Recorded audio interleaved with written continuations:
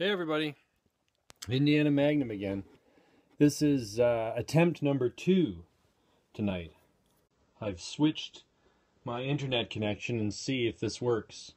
My internet connection out here in the country is pretty bad, so let's see if it works. Maybe it will, maybe it won't. Well, I see somebody's joined, so somebody's getting this. Anyway, tonight I thought I'd do something different, and I'm working on this old Martini Henry Rifle. I picked this up a while ago, and I haven't had a chance to do anything with it. It looks kind of bad, but it's mechanically sound, so that's what really matters. It should be a good shooter once I get it all fixed up. Now, for those of you who don't know what a Martini Henry Rifle is, Martini, I guess, sounds like a drink of some kind. This was the standard British service rifle back in, I don't know, I think it was 1871 to 1888, kind of in there. Zulu War, if you've seen some of those movies, you know, Zulu and South African stuff, that's where they used it. In the colonies, Canada, Australia, a few other countries used it, the Ottoman Empire, Afghanistan. Excellent rifle. It served actually with the British Army right up into World War II, except they used it in secondary duties, like guarding German prisoners back in England. You know, the guards have some of these. Was used too by civilian organizations, police forces back in the day, and stuff like that. Excellent rifle, durable. I mean, still around today, and they're still shootable. So that says something right there. Now, the first thing to do before you start cleaning or messing around with one of these old guns is to check to make sure it's not loaded. So we've done that. It's not loaded. Breech is open. We're good to go. I'm not going to restore this rifle. I'm just going to clean it up.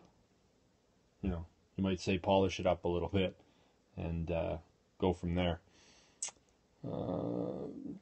They're not worth a lot of money. When I get this one cleaned up, it'll probably be worth about $500. So, but they're a neat historical thing to mess around with.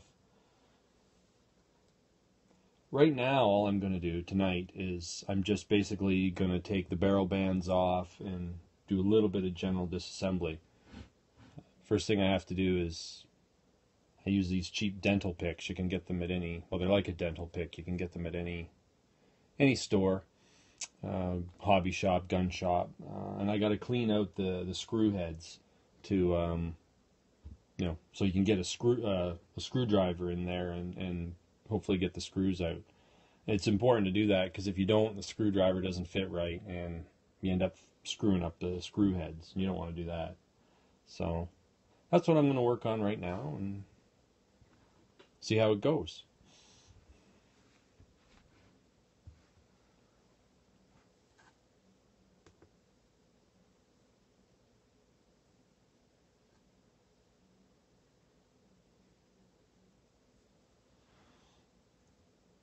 So like I said, I'm just trying to clean out the screw heads.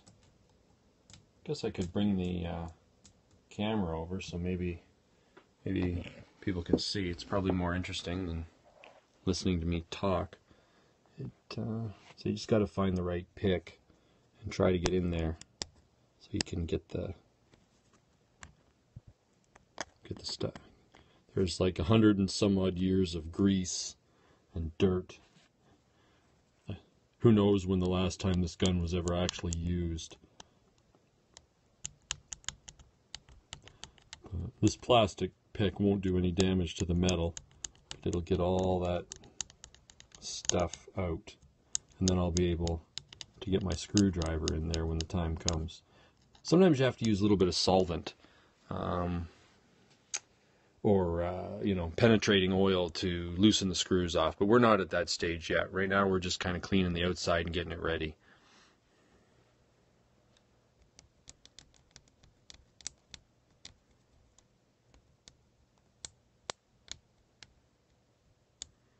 You can see quite a bit of quite a bit of stuff down in there. I feel like a dental hygienist or something when I do this.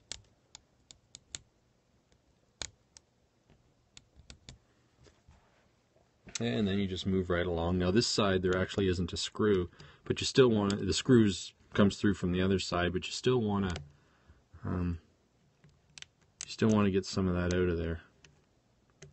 Because if you can put penetrating oil on from this side, if you need to.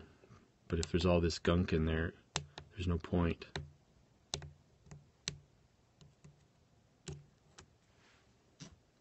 I'm going to move the camera again.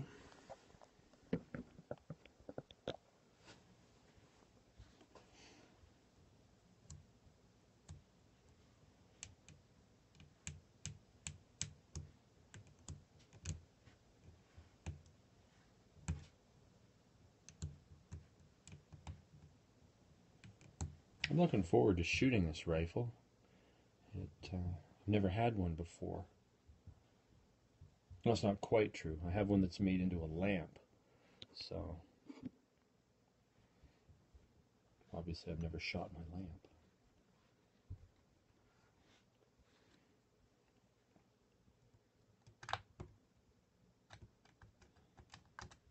Anyway, I'm just going to keep working on this.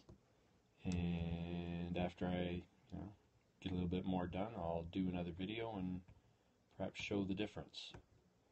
But I don't imagine people want to watch me for the next hour cleaning these screws.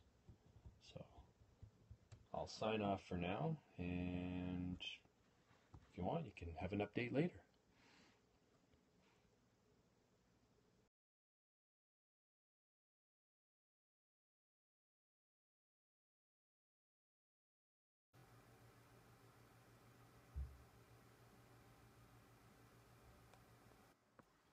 Hey everybody, Indiana Magnum again.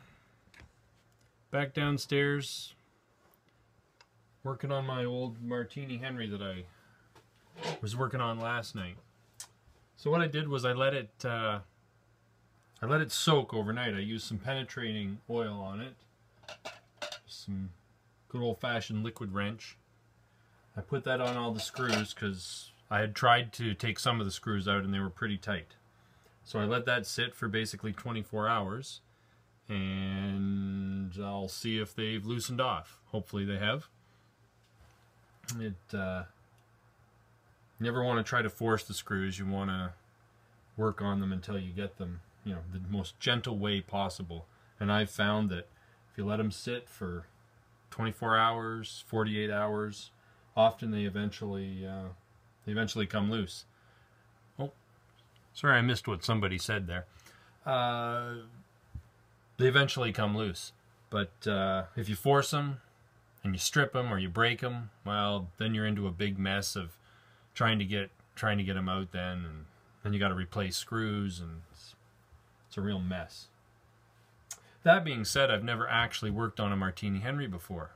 I've done a lot of other old rifles, but this is my first Martini Henry, so it's going to be a learning experience for me.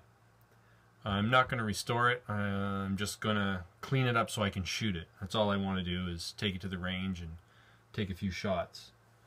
And until I figure out how to reload for it, I won't be taking very many shots, because around here they're $10 each. So I won't be buying too many of these.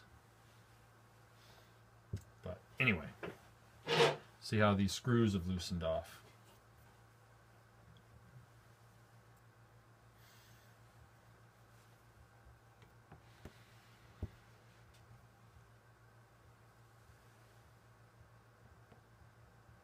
Actually, I wonder what would happen if I move this. I don't know if I could move it where people could see what I'm doing or not. Yeah, I don't know.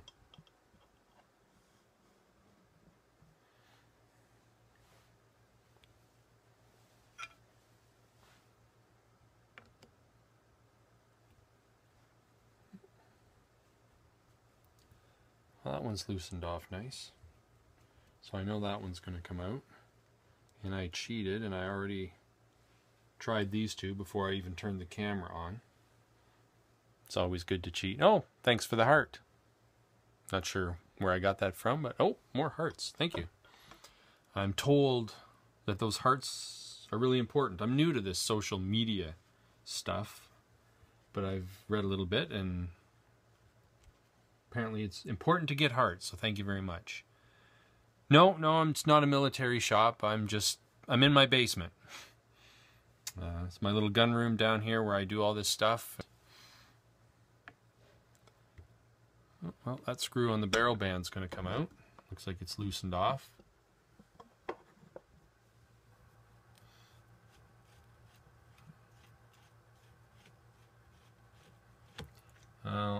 When you're taking them out, it's important to have something to put them in, because they tend to disappear in all the chaos of working on this kind of thing. I guess it's like working on anything, working on an engine or any kind of mechanical thing. You take it all apart, and a long time goes by, and then you're like, where'd all those parts go? And replacement parts for these old rifles can be a little hard to get. So, yep, the barrel band's loose. Don't know if I'm gonna have to take that. There's a pin through the stock. I think I have to take that off to get the barrel band to slide down, but we'll see. We might have to knock it out of there. Try this one down at this end.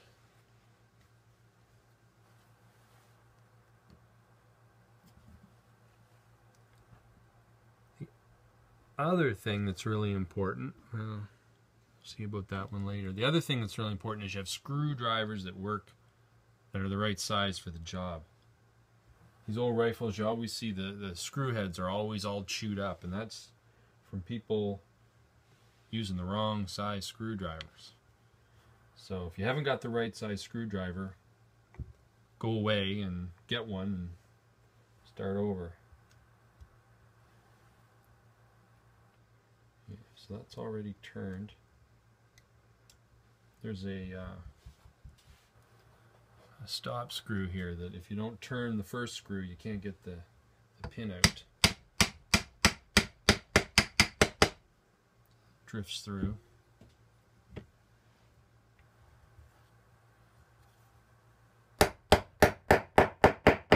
Yep, that's going to move.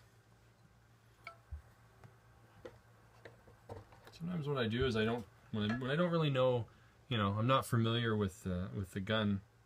What I do is I just start taking the screws out, and I kind of stop and I look, before I just start willy-nilly pulling everything out, because you can get yourself in a mess if you just do that. But anyway, it looks like they're going to come out, and I'm sure not everybody wants to watch me take them all out, so I will continue on with this, and then I'll show it when it's all said and done. Bye for now.